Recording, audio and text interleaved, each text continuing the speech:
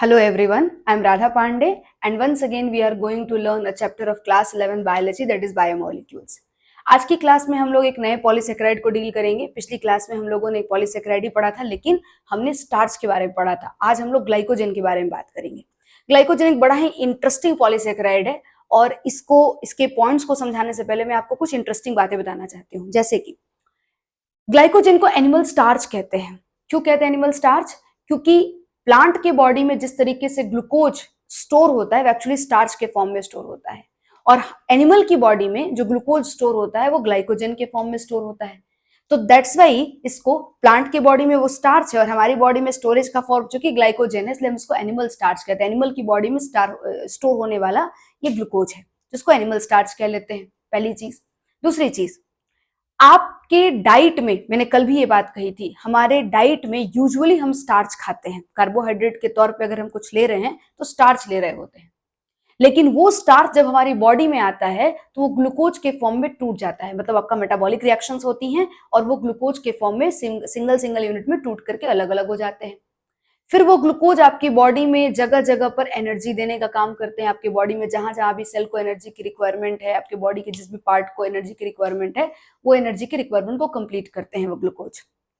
And then after जो आपका glucose बच जाता है उसको वापिस से कॉम्प्लेक्स मॉलिक्यूल में कन्वर्ट किया जाता है, और वो कॉम्प्लेक्स मॉलिक्यूल कोई और नहीं, ग्लाइकोजन होता है। उस ग्लाइकोजन के फॉर्म में कन्वर्ट करने के बाद उसको फिर बॉडी के कुछ कुछ हिस्सों में स्टोर करा देते हैं। जैसे कि मेनली आपका ग्लाइकोजन स्टोर होता है स्केलेटल मसल्स में। करीबन करीबन 80% जो है आपका ग्लाइकोजन है वो आपके मसल्स में स्टोर हो जाता है, स्केलेटल मसल्स में स्टोर हो जाता है। क्या करता है मैम स्केलेटल मसल्स में? आपके बॉडी में जितना भी मूवमेंट हो रहा है, आप जो कुछ भी आपका जॉज मूव कर रहा है, आपकी आंखों की पलकें झुक रही हैं, आपके हाथ हिल रहे हैं, एवरीथिंग, इवन ये पोस्चर जो मैंने यहाँ पर मेंटेन किया है, आप अगर बैठे हुए हैं तो आपका जो पोस्चर मेंटेन हो रखा है, एवरीथिंग, ये सब कुछ आपका मसल्स के कॉन्ट्रैक्शन के ही बेसिस पे हो पाता है, और मसल्स को कॉन्ट्रैक्ट करने के लिए एनर्जी चाहिए होता है। तो बेसिकली वहीं से आपको ग्लाइकोजन से ही वो चीज मिलता है। समझ आ रही है आपको मेरी बात? दूसरा चीज, उसके बाद जो ग्लाइकोजन सेकेंड जगह पे जहां पे स्टोर होता है वो होता है लीवर। लीवर में जो ग्लाइकोजन स्टोर होता है उसका काम होता है ब्लड शुगर लेवल अगर आपका गिरने लगे तो उसको मैनेज करना। अगर आपका आपने खाना खाया और खाना खाए हुए आपका जो टाइम है वो काफी ज्यादा हो गया है, टाइम गैप ज्यादा हो गया है, ब्लड शुगर आपका लेवल गिर सकता है, तो उस केस में ग्लाइकोजन आपके ब्लड ग्लूकोज को मेंटेन कराएगा, ब्लड शुगर को मेंटेन कराएगा, आपको एनर्जी इंस्टेंट प्रोवाइड कराएगा। इसके अलावा आपके ब्रेन को एनर्जी चाहिए होती है, तो उस केस में अपने फंक्शनिंग के लिए, तो उस केस में जाकर के वहां पर भी वो ग्लाइकोजन एनर्जी के फॉर्म में वहां पे इस्तेमाल होता है। आप अगर कभी फास्टिंग कर लेते हैं किसी फेस्टिवल के तौर पर, तो उस केस में आपको वहां पर भी एनर्जी के फॉर्म में जो चीज आपको प्रोवाइड कराया जाता है वो ग्लाइकोजन ही होता है, जो कि लीवर में स्टोर्ड रहता है। इसके बाद अब आपका लीवर जो है वो भी ऑलमोस्ट वहां पे फुल हो गया, उसने भी ग्लाइकोजन स्टोर कर लिया और फुल हो चुका है वो। अब इसके बाद जो एक्स्ट्रा ग्लूकोज बच जाएगा, आपका सबसे पहले ग्लूकोज यूज हुआ, कंज्यूम हुआ एनर्जी के फॉर्म में, देन फिर आपका वो ग्लूकोज जो है वो स्केलेटल मसल्स के अंदर ग्लाइकोजन के फॉर्म में स्टोर हुआ, देन फिर लीवर में स्टोर हुआ, और जब उसके बाद बच गया आपका ग्लूकोज, वो सारा का सारा ग्लूकोज जो है वो फैट के फॉर्म में कन्वर्ट हो जाता है, और जाकर के आपके बॉडी के ही एक खास तरह की सेल्स होती हैं, या टिश्यू भी आप कह सकते हो, उनके कलेक्शन को एडिपोज टिश्यू, उसमें जाकर के स्टोर हो जाता है। अब यहाँ पर दो इंटरेस्टिंग बात। पहली इंटरेस्टिंग बात कि मैंने आपसे कहा था कि आपके बॉडी में हर एक जो आपका मेटाबोलाइट्स है वो कन्वर्ट होता है आपस में। मैंने आपको पीछे भी क्लास जब मैंने आपको मेटाबॉलिज्म का लिया था तब मैंने आपको ये बात समझाई थी कि कार्बोहाइड्रेट फैट में, फैट आपका प्रोटीन में, प्रोटीन कार्बोहाइड्रेट में, सब आपस में कन्वर्ट होते रहते हैं अपनी जरूरत के अकॉर्डिंग। तो आप देख सकते हैं यहाँ पे जो ग्लूकोज है वो अल्टीमेटली कन्वर्ट होकर के फैट बना चुका है। तो आपके नीड से ज्यादा जो भी आप ग्लूकोज एक्स्ट्रा लेंगे, इनटेक करेंगे, वो आपके बॉडी में फैट के फॉर्म में स्टोर हो जाता है। आई थिंक आपको मेरी बात समझ आ गई होगी। अब चलते हैं, ये कुछ इंटरेस्टिंग बातें थी और ये सारी बातें पढ़नी है। मैं आपको ये भी बताऊंगी आगे चल करके, हम लोग जानेंगे कि कैसे ग्लूकोज ग्लाइकोजन के फॉर्म में कन्वर्ट होता है, कैसे ग्लूकोज फैट के फॉर्म में कन्वर्ट होता है। जब मैं फिजियोलॉजी को आगे कैरी ऑन करूंगी तो मैं आपको ये सब चीजें बताऊंगी, आएगा चैप्टर के अंदर। लेकिन फिलहाल पहले ग्लाइकोजन के बारे में कुछ इंपॉर्टेंट पॉइंट्स को लिख भी लेते हैं, ठीक है, जो हमारे इस चैप्टर से रिलेटेड है। तो पहला पॉइंट क्या हो सकता है? पहला पॉइंट हो सकता है ग्लाइकोजन के बारे में कि इसको एनिमल स्टार्च कहते हैं। तो मैं लिख देती हूं कि ऑल्सो कॉल्ड एनिमल स्टार्च। आप इसको एनिमल स्टार्च कहते हो। सही है क्या?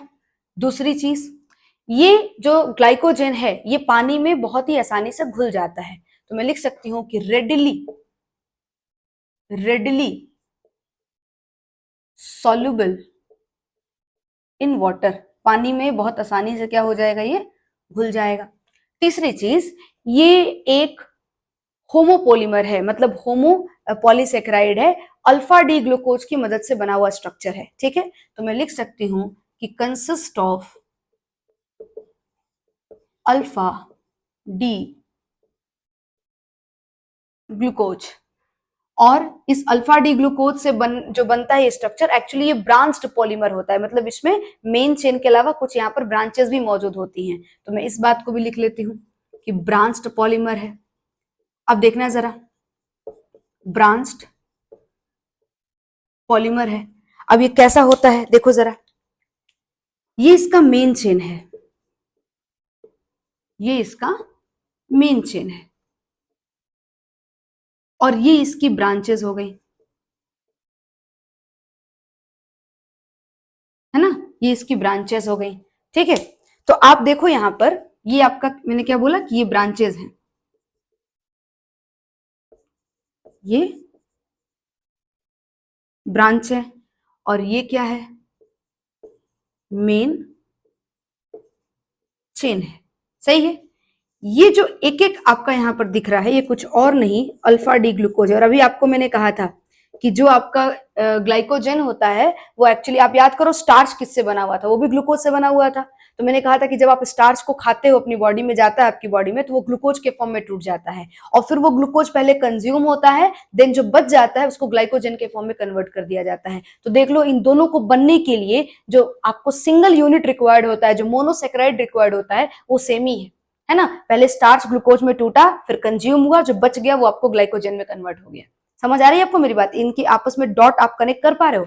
चलो, तो ये चीज जो है आपका मेन चेन, एंड देन ये अल्फा डी ग्लूकोज हो गया। एक और इंटरेस्टिंग बात सुनना जरा, जो मेन चेन में एक ग्लूकोज से दूसरे ग्लूकोज के बीच में जो बॉन्ड है, ये जो बॉन्ड है, ये बॉन्ड होता है अल्फा 1,4 ग्लाइकोसाइडिक लिंकेज, कल वाला ही है ये, अल्फा 1,4 ग्लाइकोसाइडिक लिंकेज। जबकि जो आपके ब्रांच के अंदर, जो यहां पर जो ब्रांच में हिस्सा गया है, उसके अंदर जो भी आपका बॉन्ड है, यहाँ जो भी आपको बॉन्ड दिख रहा है, ये जो बॉन्ड आपको दिख रहा है, ठीक है, ये बॉन्ड होता है अल्फा 1,6 ग्लाइकोसाइडिक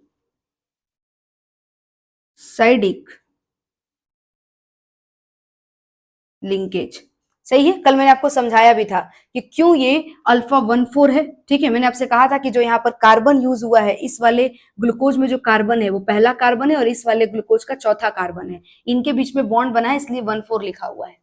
यहाँ पर जो बॉन्ड बना है उसमें ये जो आपका कार्बन है, ये कार्बन यहाँ का, ये आपको पहला कार्बन है, और जो यहाँ पर कार्बन है वो आपका छठा कार्बन है। दैट्स वाई ये 1,6 लिंकेज है, फिर 1 और 6, तो इस तरह से 1 और 6 के चलते ये यहाँ पर 1,6 ग्लाइकोसाइडिक लिंकेज है। ये केमिस्ट्री जब पढ़ेंगे तो इसको बना करके देखेंगे इसका स्ट्रक्चर, लेकिन बायोलॉजी में स्ट्रक्चर का जरूरत नहीं पड़ता, इसलिए हम लोग ऊपर ऊपर डील करते हैं। सही है क्या? चलिए, तो अल्टीमेटली ये बात भी क्लियर हो गया। नेक्स्ट चीज आते हैं, जरा देखिएगा, नेक्स्ट पॉइंट में आप क्या बोल सकते हैं, आप बताओ जरा।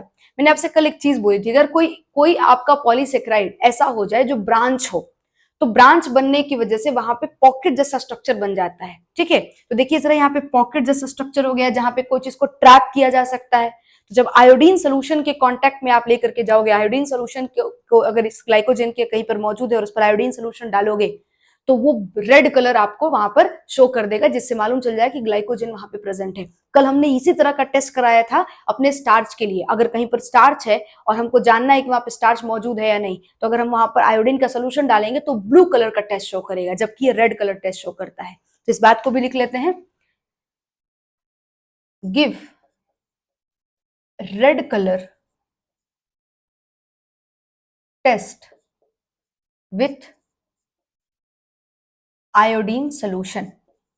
सही है। कल मैंने आपको समझाया था कि आयोडीन को डालने से वहां पे कॉम्प्लेक्स बनता है, देन वो कॉम्प्लेक्स जो होता है वो कुछ लाइट एब्जॉर्ब करता है और बदले में कॉम्प्लीमेंट्री कलर जो रिलीज करता है वही आपको नजर आता है। ठीक है, ये कॉम्प्लीमेंट्री कलर वाला जो आपको ये पूरा का पूरा जो कॉन्सेप्ट है ये केमिस्ट्री में बहुत डिटेल में पढ़ना होता है, बायोलॉजी में इसका यूज नहीं है। आप सिर्फ इतना समझो कि आपका जो स्टार्च था वो स्टार्च के प्रेजेंस को मुझे जानना था, तो मैंने आयोडीन के सोल्यूशन को डाला तो वो ब्लू कलर दे दिया, उससे मुझे मालूम चल गया कि वहां पे स्टार्च मौजूद है। अगर ग्लाइकोजन होगा तो मैं आयोडीन सोल्यूशन डालूंगी तो रेड कलर देगा। ठीक है, अब ये कैसे कलर आता है इसके बारे में बहुत डिटेल में केमिस्ट्री में हम लोग पढ़ते हैं। ठीक है, तो आपका basically give red colour test with iodine solution, ये टॉपिक भी हो गया। एक लास्ट पॉइंट देख लो जरा, अभी मैंने आपसे कही ग्लाइकोजन बॉडी के दो जगह पे मेनली स्टोर होता है, पहला मसल्स, स्केलेटल मसल्स, और दूसरा लीवर। तो मैं इस बात को लिख लेती हूं कि store mainly in muscles and liver of animals. तो आई थिंक आपको मेरी सारी बात क्लियर हो गई होगी। और एक लास्ट डेटा जो ग्लाइकोजन के बारे में एनसीईआरटी में दिया है, ठीक है, ये तो आप समझ गए होंगे ना कि होमो पॉलीसेकेराइड है, होमो पॉलीसेकेराइड है। ठीक है, कल वाले एग्जाम्पल में भी हमने शायद किया था इसको, ठीक है, और नहीं भी किया हो तो मैंने यहाँ करा दिया है। सही है क्या? चलिए, तो आपका ग्लाइकोजन के बारे में सारी बात हो गई है। एक आखिरी बात सुन लो, जो भी फिगर में, मेरी बात ध्यान से सुनना, जो भी फिगर मैं बोर्ड पे ड्रॉ करूंगी उसका ये वाला राइट साइड होगा और ये वाला लेफ्ट साइड होगा। ठीक है, क्या बोला मैंने? जो भी फिगर हम लोग बोर्ड पे ड्रॉ करेंगे उस फिगर में ये जो पोर्शन होगा वो राइट साइड होगा और ये जो पोर्शन होगा वो लेफ्ट साइड होगा। अब यहां पर इस चेन के अंदर जो ये एंड है इसको मैं राइट एंड कहती हूं। क्या कह रही हूं? राइट एंड, है ना। और जो ये वाला एंड है इसको मैं लेफ्ट एंड कहती हूं, लेफ्ट एंड। और ये जो राइट एंड होता है बेटा ये रिड्यूसिंग एंड होता है, रिड्यूसिंग एंड कहते हैं इसको। और ये जो लेफ्ट एंड होता है ये नॉन रिड्यूसिंग एंड होता है। कहां लिखूं मैं? ये पॉलीमर हटा देती हूं, है ना। Non reducing, non reducing and होता है। ठीक है, तो ये आपको एक एनसीईआरटी में डेटा दिया हुआ है। केमिस्ट्री में ये भी जानेंगे हम लोग, बहुत एक्सप्लेन करके स्ट्रक्चर पढ़ेंगे तो सब कुछ बहुत डिटेल में जानेंगे, बट थोड़ी थोड़ी बात जो आपकी बायोलॉजी में दी हुई है वो हमने यहाँ पर मैनेज कर लिया है। तो आई थिंक आपको ग्लाइकोजन जो होगा वो क्लियर हो गया होगा। सही है, अब मूव करते हैं नेक्स्ट टॉपिक पे, दैट इज इनुलिन। ये हमारा नेक्स्ट टॉपिक है इनुलिन। देखते हैं जरा इनुलिन के बारे में।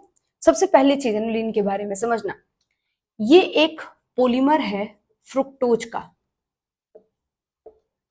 Polymer of fructose. सही है, मैंने आपको पीछे बताया था फ्रुक्टोज एक मोनोसेक्राइड है और ये उनसे ही जुड़ जुड़ के बना हुआ है। ठीक है, annulene.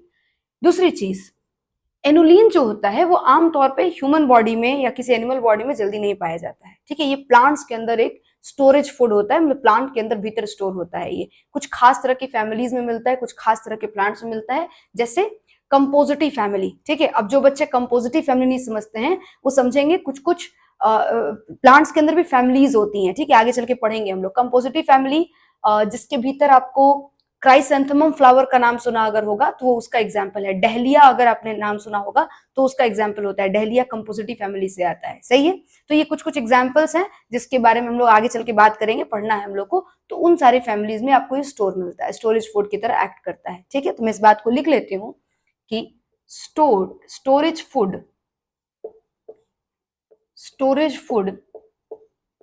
in plants like compositive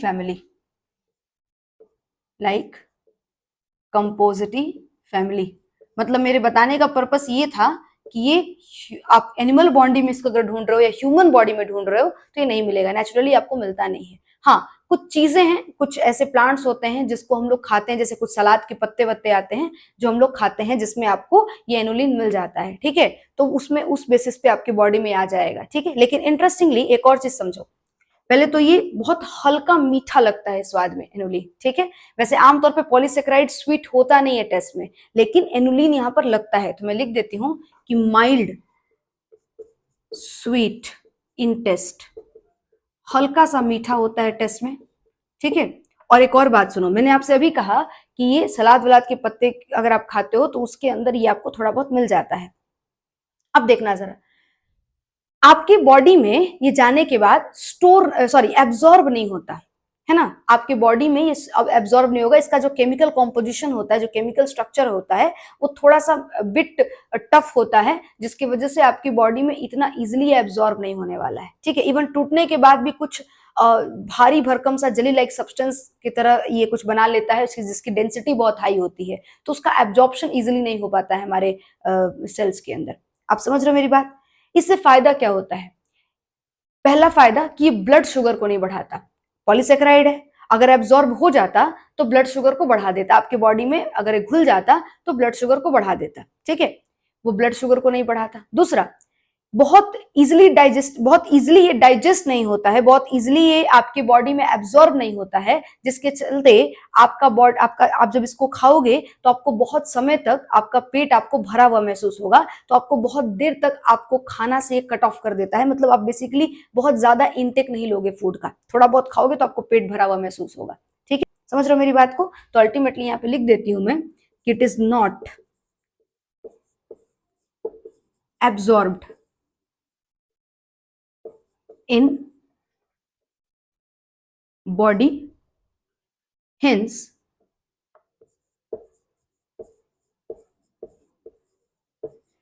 does not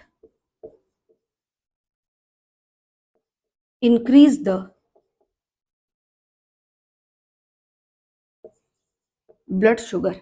ठीक है, ये आपकी बॉडी में बहुत इजीली एब्जॉर्ब नहीं होता, जिसकी वजह से आपकी ब्लड शुगर को इंक्रीज नहीं करता है, और आपके बॉडी में जल्दी एब्जॉर्ब नहीं होता तो बहुत समय तक आपके स्टमक में पड़ा रहता है, जिससे आपको भूख कम लगती है, आपको खाने से कट ऑफ कर देता है, आप बहुत लंबे समय तक बिना कुछ खाए भी रह लेते हो, आपको लगता है कि आपका पेट भरा हुआ है। ठीक है, तो इस हिसाब से ये इसलिए भी अच्छा माना जाता है। ठीक है, तो आप थोड़ा बहुत भी खाओगे आपको पेट भरा हुआ महसूस होगा, तो इसके लिए भी लोग इसको यूज करते हैं। सही है, तो ये कुल मिला जुला के एनुलिन के बारे में बातें हो गई।